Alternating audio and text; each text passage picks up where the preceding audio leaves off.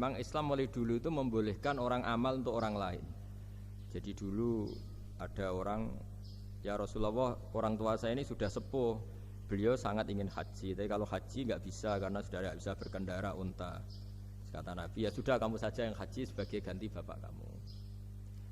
Sehingga idza mata ibnu adam in qata amaluh itu termasuk anak yang soleh, sodako dan apa. Memang mulai dulu Islam itu ada beberapa hal yang amal itu bisa diamali pada orang lain. Awaladin solihin yatullah, terus adalah beberapa.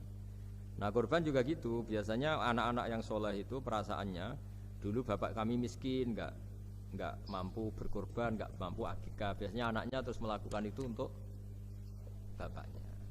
Nah memang jadi perdebatan ulama, apakah kemudian mayit ini dapat pahalanya enggak? Jawabannya gini, kalau mayit itu orang soleh dapat. Kalau enggak soleh, itu kemungkinan dapat kecil. Misalnya gini, ada mayit yang zaman hidup itu antipati ngamal. Kok enak, duitku sing ilang wong liya nyate gitu. Dia mentalnya mental kikir yang beranggapan kok kenaan tetangga kami, uang kami yang habis, orang lain yang nyate. Terus dia mentalnya gitu dibawa mati. Kemudian anaknya soleh, berkorban untuk bapaknya. Lah yang seperti ini ada potensi gak sampai karena dia tidak pernah punya niat. Itu beda dengan orang yang zaman hidup memang ingin korban, cuma secara ekonomi nggak mampu. Makanya pentingnya innamal a'malu binniyat itu di situ. Amal itu terserah niat. Dalam banyak syarah, syarah itu penjelasan yang rinci, itu dijelaskan. Kenapa orang mukmin masuk surga selama-lamanya, padahal dia jadi mukmin hanya 80 tahun. Misalnya kita hidup di dunia kan rata-rata 80 tahun. Karena dia berkomitmen andikan hidup 1000 tahun juga tetap mukmin, andikan hidup 2000 tahun ya tetap mukmin, tetap sholat.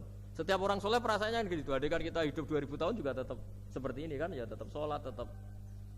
Nah, sehingga karena niat itu dia diganjar surga selamanya. Karena dia bayangkan andikan di dunia selamanya juga akan iman selamanya. Nah, orang kafir juga berkomitmen gitu, yang belum rubah maksudnya. Kalau dia hidup ya akan kafir terus.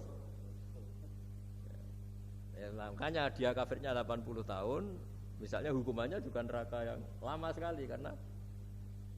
Nah, kira-kira itulah. Makanya kalau mayat tidak soleh ini kita yang sebagai ulama berdebat karena tadi itu kan ibarat gini, ada mayat sama sekali nggak pernah sholat, bahkan dulu itu mengkritik orang sholat, terus dia mati, anaknya jadi orang soleh sering tanya saya, Gus sholatnya bapakku tak kodoin ndak? Wong era sholat kodoi ya kaku hati kan? Beda dengan misalnya kita punya bapak soleh misalnya, terus pas beliau koma ya kayak misalnya ini koma 2 hari kan keluarganya kalau ngodoi kan paling 2 hari pas koma. Lah ini orang nggak sholat mulai kecil sampai tua sampai mati. Anaknya sholat tersiksa, anak saya tak kodoi. Lah bapakmu sholat boten. Wah ya kesel gue.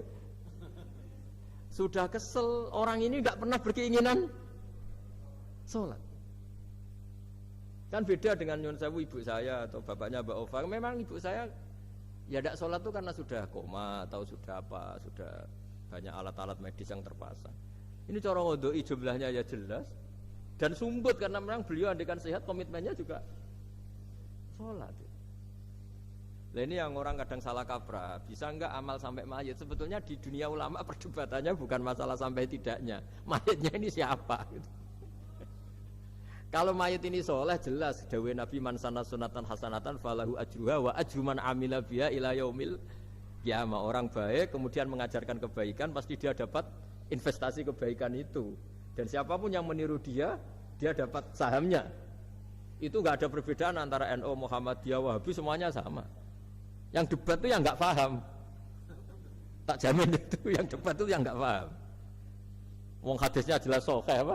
Siapa yang mensyariatkan kebaikan, kemudian kebaikan itu ditiru oleh orang setelahnya, maka dia akan dapat kebaikan itu dan kebaikannya orang yang meniru itu.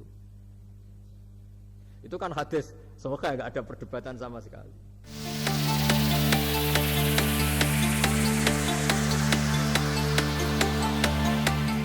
Kemudian juga teman-teman yang perlu digarisbawahi dalam masalah kurban, ya, tentang masalah bolehkah seseorang itu berkurban untuk mayit.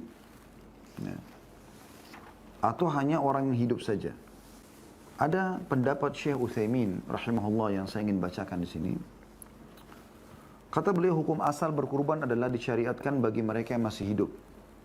Sebagaimana Rasulullah SAW dan para sahabat, beliau berkurban atas nama diri mereka dan keluarga mereka.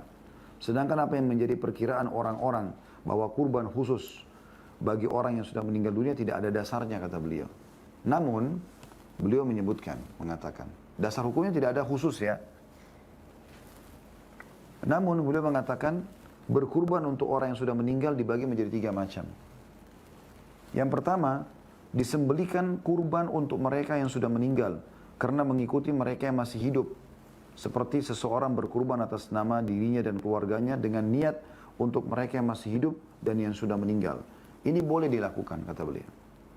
Dalil dari pendapat ini adalah kurban Rasulullah SAW untuk dari beliau dan keluarganya, dan di antara mereka ada yang sudah meninggal dunia. Nabi SAW mengatakan ini dan untuk keluargaku. Di sini umum. Kemudian yang kedua, berkurban untuk mereka yang sudah meninggal dunia karena menunaikan wasiat orang yang meninggal dunia tadi. Misalnya ada seseorang sebelum meninggal dia mengatakan, kalau saya meninggal sebelum Idul Adha ini, tolong ya uang ini disembelikan. Gitu. Dia wasiatkan. Makanya dijalankan.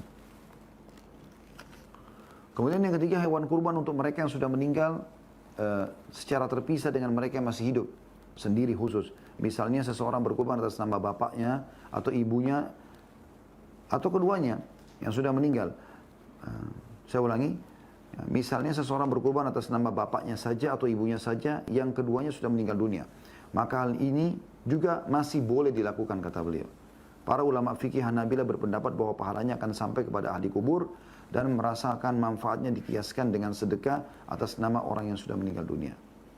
Akan tetapi, beliau mengatakan alasannya, kami tidak berpendapat bahwa hewan kurban hanya dikhususkan atas nama mayit saja termasuk dari sunnah.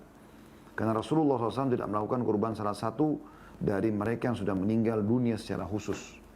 Jadi poin ini sebenarnya poin ketiga, berkurban untuk orang meninggal dunia, ada pendapat yang membolehkan. Tapi beliau, Syekh Utsaimin menyampaikan pendapat beliau, mengatakan bahwasanya ini tidak ada dasarnya ya, secara khusus ya. Tapi ada pendapat yang membolehkan. Karena Rasulullah SAW tidak pernah berkurban secara khusus untuk Hamzah pamannya yang sudah meninggal dan orang yang paling dicintai. Demikian juga dengan anak-anak beliau yang meninggal ya. Sementara mereka atau beliau masih hidup, seperti ketiga anak perempuannya, Ruqayyah, Ummu Kalthum dan Zainab radhiyallahu anhunna.